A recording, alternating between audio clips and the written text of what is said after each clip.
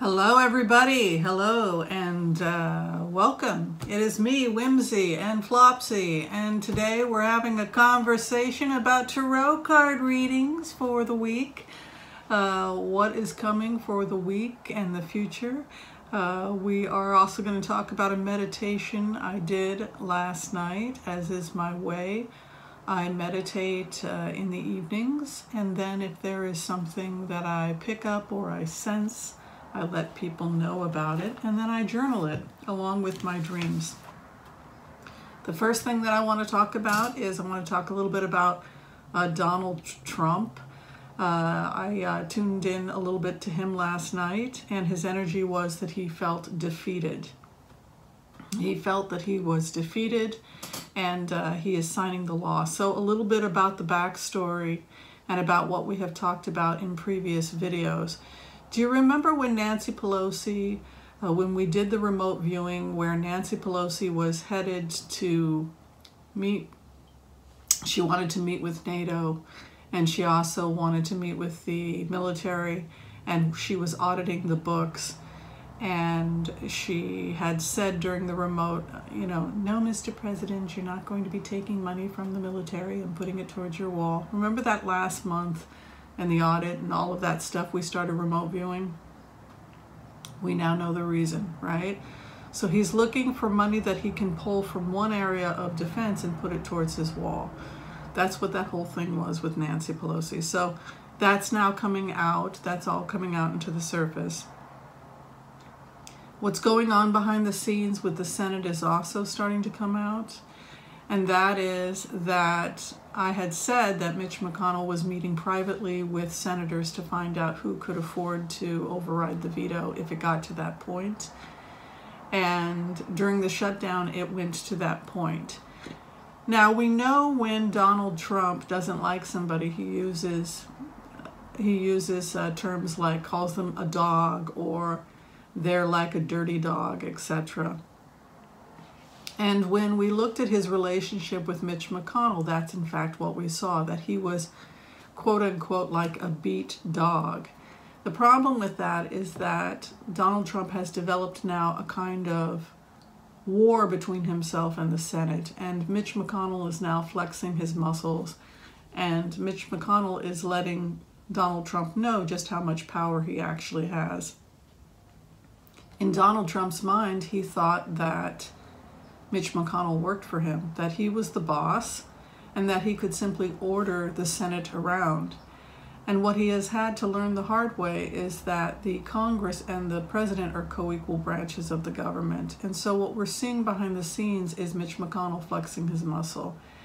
The reason why it's advised that Donald Trump sign this bill is because if he doesn't sign the bill, they will override the veto because they have the votes to override the veto.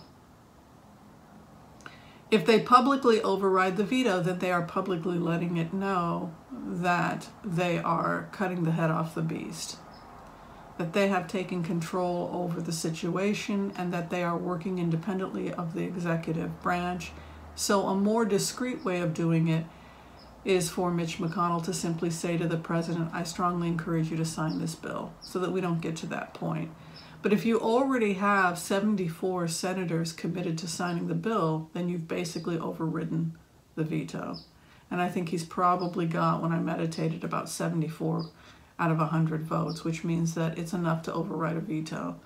Something like 18 Republicans came over and are willing to override a veto. So that's a lot, 18 Republicans overriding a veto. So that's the state of what's going on privately. They can do it publicly or they can do it privately. If he refuses to sign it, they will override a veto.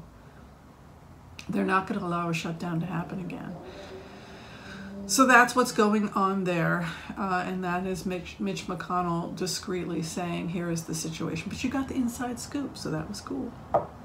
The second thing I want to talk about is the detention centers. It's a very unpleasant thing to talk about, but I've been asked to please tune in to the children at the detention centers, and I was really reluctant to do it, but I did tune in to the children in the detention centers last night, and it's extremely sad The only thing the children care about is going home. That's the message that they have. They just want to go home. They just want their mother. They just want their father. They want their parents. They just want to go home. This is the universal cry of these children that are in detention. They just want to go home. They just want to go be with their mother and their father. That is the first primary thing that they think about. They think about it all the time. They think about it 24 hours a day. For a child's greatest love is their parents. And so all they think about is being with the person that they love, their mother, their father. They want to go home. They want to go home. So it's all they talk about. And it's all they talk about amongst themselves is what will become of us. What has happened to our parents? Where are our parents? Why can't we go home? Why aren't our questions being answered? When do we get to go home? When do we get to go home? The missing of their parents is the primary emotion that I tuned into. The second issue that came up was school, that many of them are frightened for their future because some of them were good students back home. Some of them really liked school and they liked their teachers, and they miss school and they miss the routine. They miss what their life was like before all of this happened. Even though it was scary or they had problems back in their old home, at least they were together and they were a family. So the children talked a lot about school. They talked about the fact that they're getting behind in school and they're frightened that they will have no future because they can't catch up now because of the schooling problem.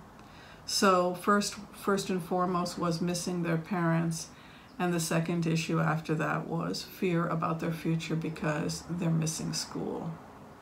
And then finally the third thing that came up was escape, that many of the children have been thinking about escape, planning escape, plotting escapes,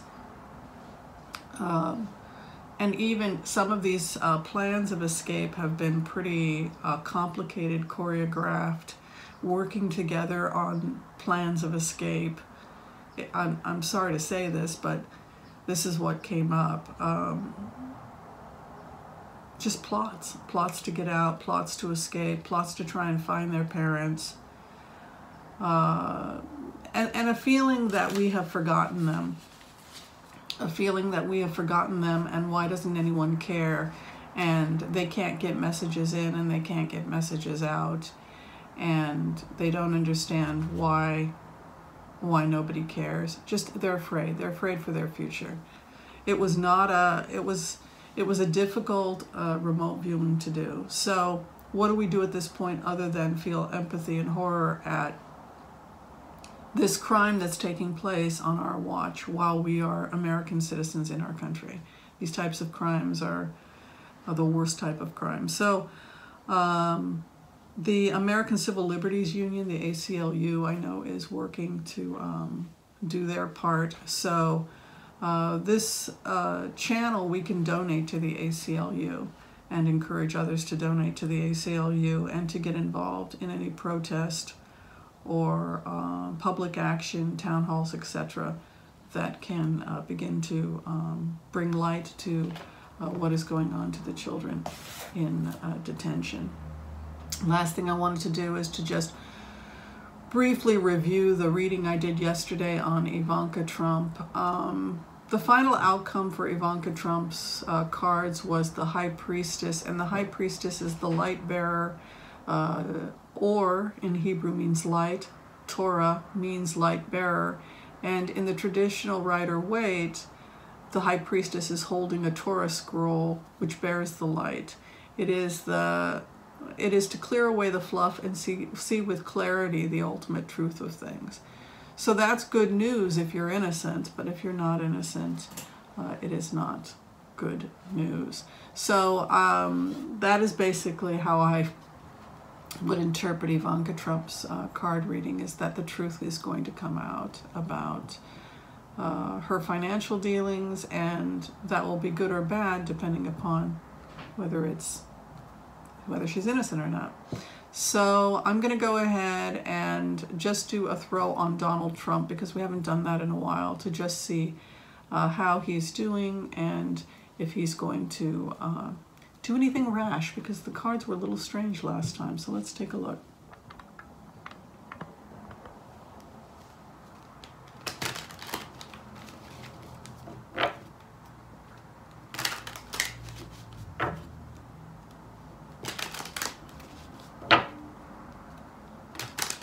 Donald Trump, what is your week going to be like? You know, he came in the remote last night, defeated. And we all know when he's defeated, he retaliates. You know, that's part of his pattern, his pathology, is that when he feels defeated, he then wants to lash out.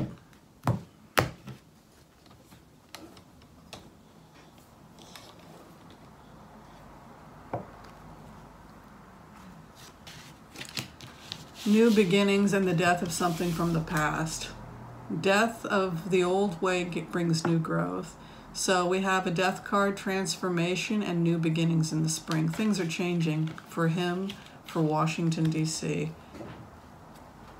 Where he's at right now, closed, doesn't want to sign the deal, doesn't want to negotiate, doesn't want to move forward. What is crossing him? He's on his own.